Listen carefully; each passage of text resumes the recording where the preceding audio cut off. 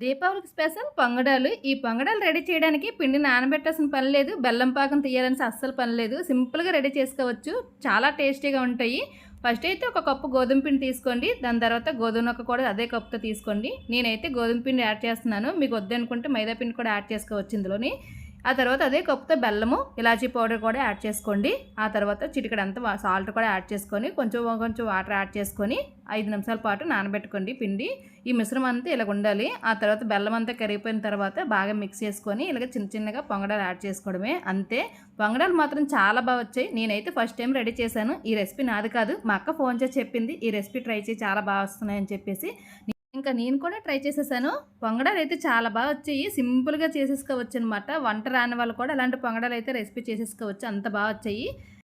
పండగకి పిండి వంటలైతే రెడీ అయిపోయివి. మీ అందరికీ పండగ శుభాకాంక్షలు చెప్పలేదు కదా! మీ అందరికీ దీపావళి శుభాకాంక్షలండి. నెక్స్ట్ వీడియోలో మళ్ళీ